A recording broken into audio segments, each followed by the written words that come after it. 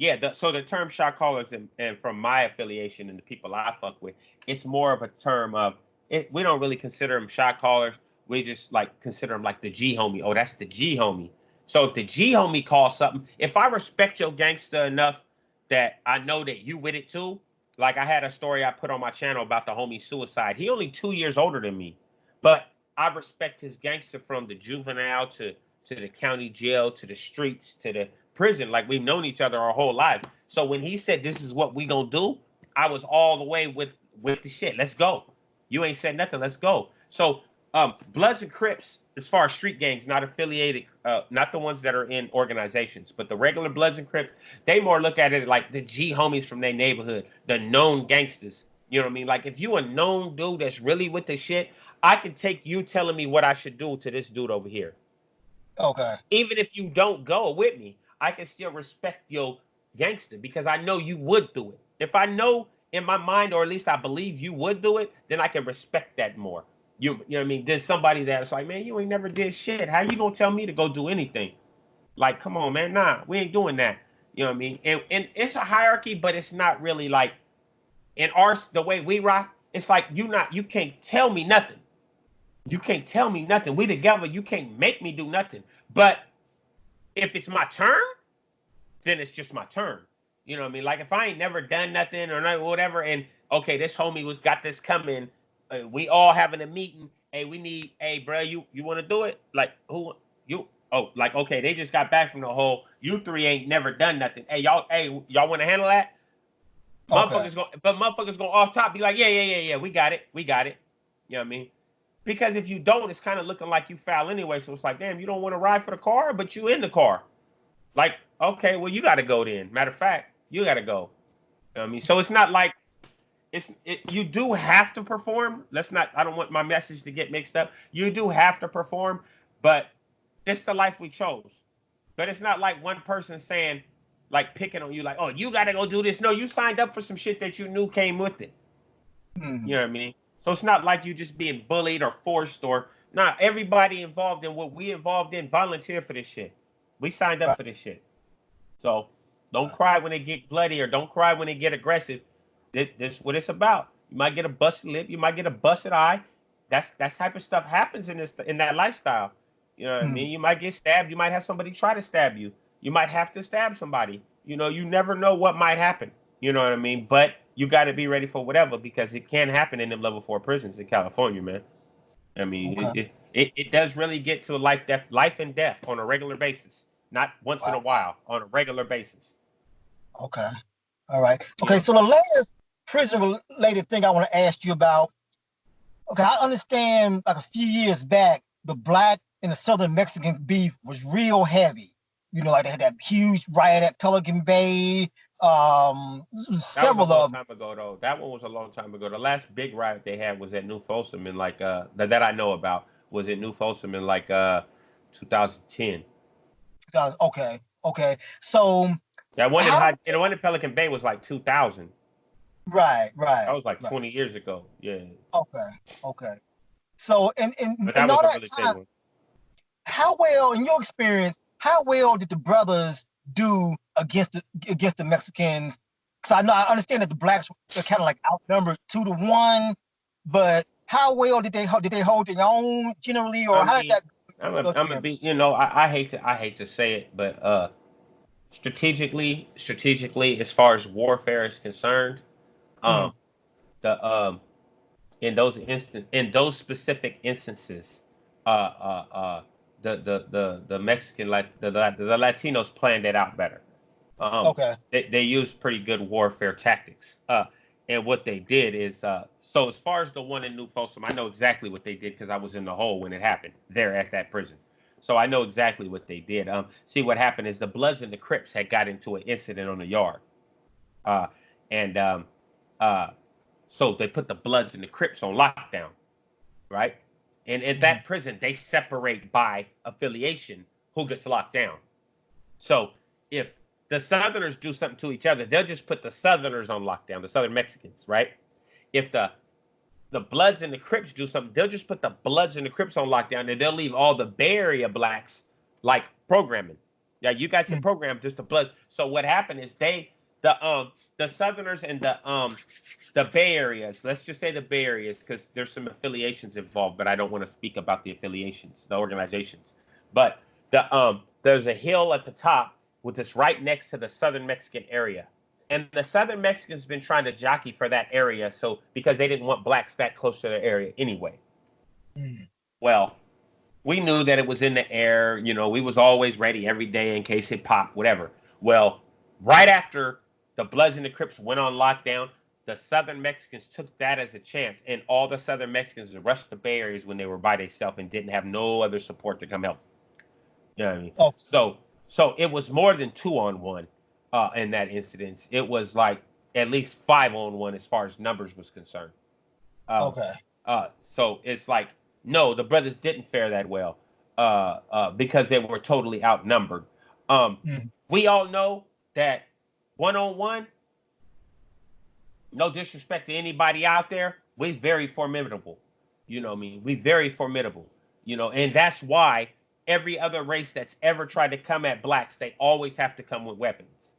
You know what I mean? They always have to come with weapons because if you go per person, if you line up, I mean, like I said, I never try to disrespect nobody on my channel, but if you line up 20 blacks and you line up 20 Asians and have them all 1-on-1 fight, I'm pretty sure the percentage is going to come out more blacks winning. You know what I mean? And that's not just disrespect to nobody, but you know, it is what it is. You know, we thankfully from God have been blessed with a lot of natural ability and natural athletic ability. So coming to defend ourselves seems to be easy for a lot of us. You know, and a lot of us all we do in prison is work out. Some other cars, you know, their statures are small, or you know, they're small people or whatever. Like, and I'm trying not to be disrespectful to other races, but it's just like, you know, hey, it is what it is. A lot of times you have to come at us sneaky or outnumber us because but strategically it's a smart thing to do as far as war, because coming at us when the numbers are even, that's not gonna look good at the end. We're gonna conquer. And there's been many incidents, let's be real clear, where we maxed out other races. There's been many incidents. They just don't get so publicized, you know, because it just don't get publicized like that. They don't publicize all of them. You know, Pelican Bay's got so publicized because somebody got killed, you know what I mean, with a gunshot. And it was such a big thing. And just like the one that happened in New Folsom in 2010, it didn't get publicized, you know what I mean? But it's like it's because they really didn't want to expose the fact that they had so many little blacks on the yard with so many Mexicans. You know what I mean? They didn't want to expose that they separated like that up there. They do their own kind of segregation up there. So, you know, don't get it, excuse my language, but don't get it fucked up. We hold our own. We very formidable. It's not like no race is ever running over no blacks in prison, period, without us taking off. Right. The only way you ever get away with anything being another race with us is if you do some sneaky shit and take off on us when we're not paying attention, or take off on us when all of our numbers ain't available. You know what I mean? Like catch the blacks on lockdown and catch a couple black. Like this happened in High Desert back in '97 or '96. 2 blacks were coming back from the law library and the whites attacked them when it was just 2 dudes way on the other side of the yard by themselves. But it popped. And all the blacks from the other side ran over there, and we tore their ass up. You know what I mean? So it's like, because all the story, a lot of times brothers ain't just telling the stories. And these other dudes will tell the stories trying to glorify that shit. We're not glorifying it. We do what we do every time. Every time. Okay. You know what I mean? We are far from the low man on the totem pole. We the top 2. We the top 2. And in my mind, we the top. Right. So it's whatever. We might not have the numbers, but we the top. You know what I mean? That's what's up. Okay. So I want to switch gears here a little bit. So since you've been released, what's been going on with Nate Dogg? Like, what's been keeping you from going back inside? Oh, well, first and foremost, the main thing keeping me from going back inside is drive, man. Drive. My incessant need for success. Okay. I have a very deeply rooted belief that belief and confidence that I'm going to be an extremely successful person in life, and the only thing, and only person that can stop that is myself. Um, so that's what keeps me going. The fact that I wasted 18 years of my life and I don't have no more time to waste. Mm. And I don't believe that nothing can stop me but me. So the only way I'm gonna go back is if I want to go back, literally. And people say, "What do you mean?" Well, I don't do things to go back because I don't want to go back. I don't even play with that kind of thing. Like people, I had a friend not too long ago that got arrested for having ammunition in his car, bullets. When you're an ex-felon, you're not supposed to possess any kind of guns or ammunition. But you had bullets in your car. But now you're acting like they're wrong for arresting you. But in your parole paperwork, you're not supposed to have guns. You're not supposed to have ammunition. So you gave them a reason to arrest you. Right. You know what I mean? Me personally, not only am I not giving them a reason to arrest me, I'm not doing it for them. That's how I live my life. Period. I don't do it not to get arrested. I live my life not to get arrested. You know what I mean? It's like, oh, I got a gun here, but I can't take it there because I might get caught. No, I don't associate. I don't participate in anything that's going to get me in trouble because it's about success. It's about success and being successful. And being successful. I've been consistent. I got a channel for those who don't know. You can go to YouTube at Nate Dogg916 and check me out. I got an Instagram at Nate.Dogg916. And my thing is about interview. I interview ex-convicts, that come out and be successful. Okay. If you come out and you doing your stuff and you're successful, that's the story I want to tell. But not only that, I want to see what led to you going in the first place. You know what I mean? I don't want to just tell, prison stories. Nah, we got a lot of homies doing that. You know what I mean? They got that under control. They got that lane clearly solidified. Good stuff. Everybody can see it. Go to freshhouseseries.com if you don't mind if you plug in somebody. Go to freshhouseseries.com and see Big Hurt. Go to Dirty Weather 916 and see the homies that's pushing those lanes. Go to 23-1, Lockdown 23-1. Check out Josh. Check out Neil Dazad. You know what I mean? These people are pushing that lane. My lane is the whole highway. I'm not just on the lane. You know what I mean? They got lanes. I got the whole highway the way I'm pushing it. And I want to see what happened in your childhood that made you think this was okay, that led to you doing this to go to prison. Then when did you wake up and realize you was walking around in darkness all your life? Mm-hmm. And what are you doing now actively every day to wake up and show your kids a better way, or show society that convicts aren't what you read in paperwork? Right. Just because I've been convicted of a crime, this ain't me. This is me in prison. This ain't me as a man.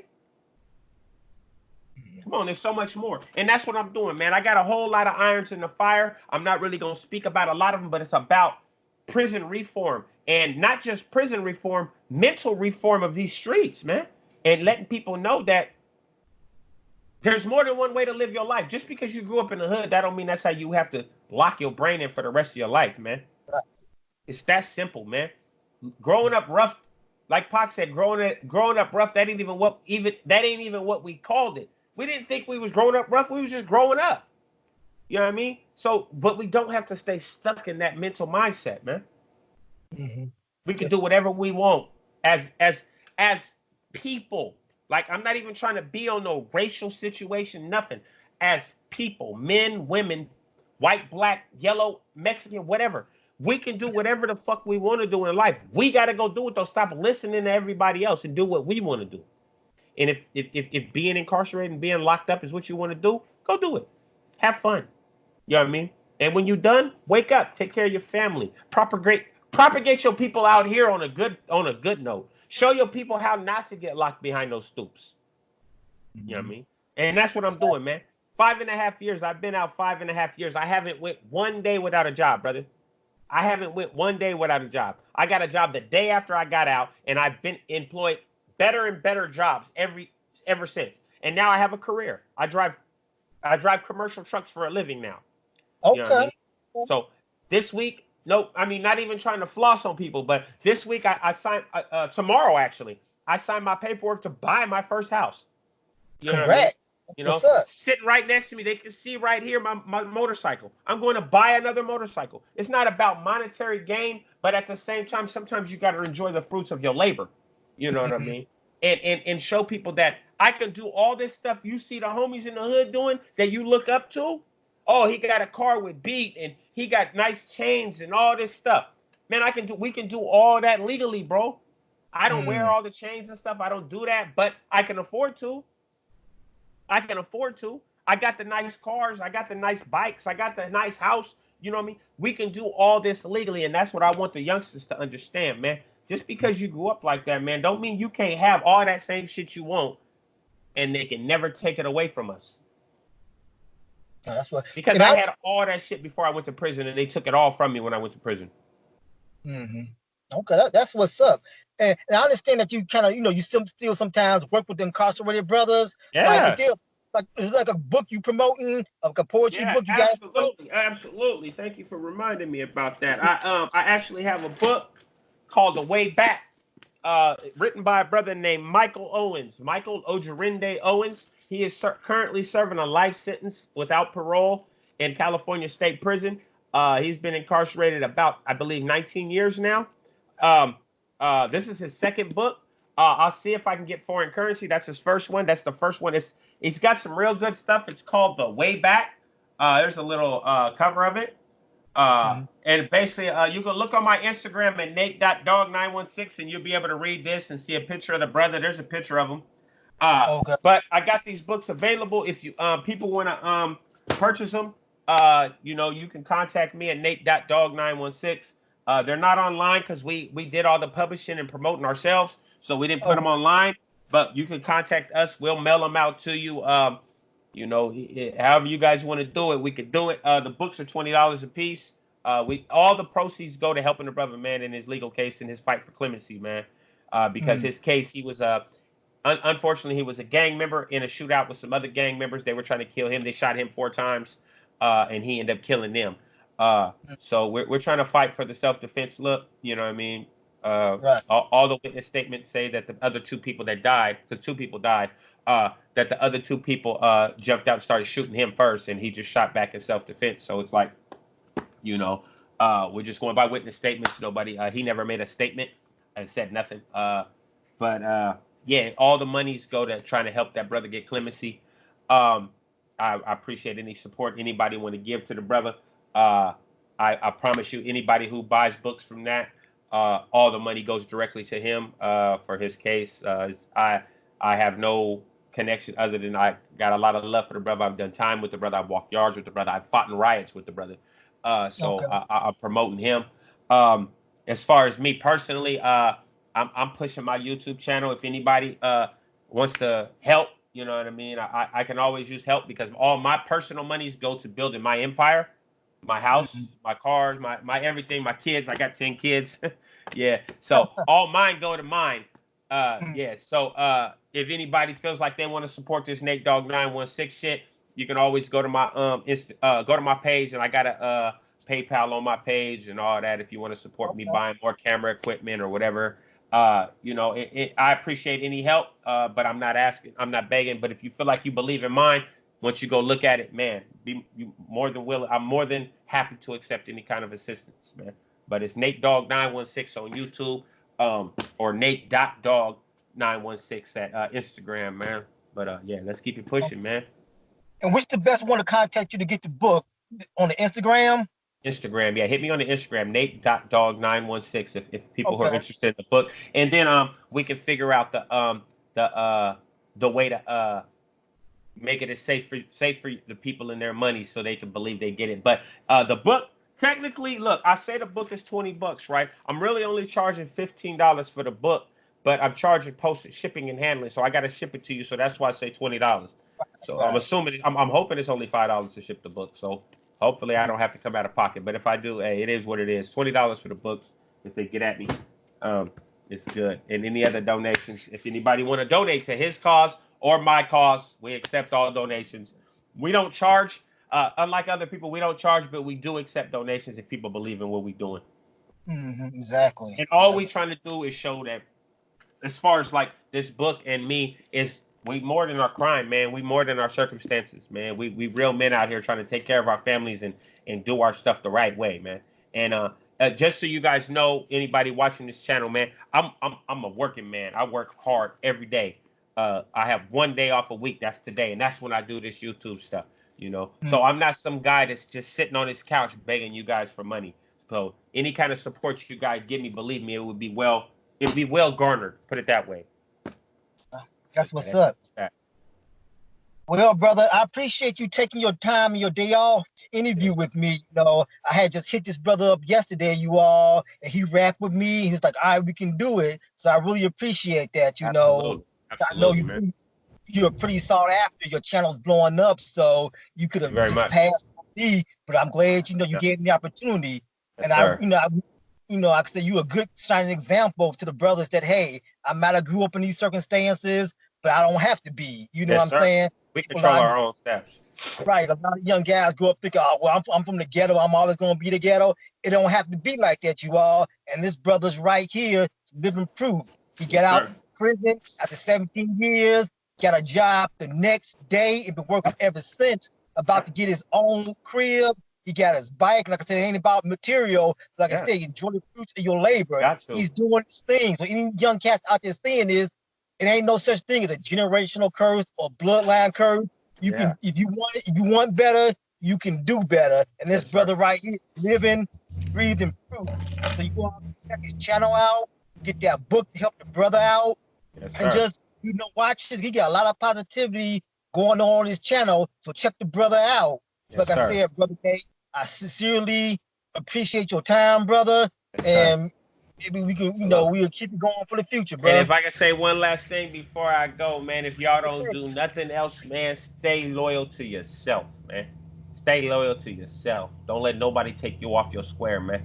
Decide what you want to do and do it. Don't let nobody dissuade you from nothing. Because other than that, you living your life for somebody else and not for you, man. That's it. So, all right, let me stop.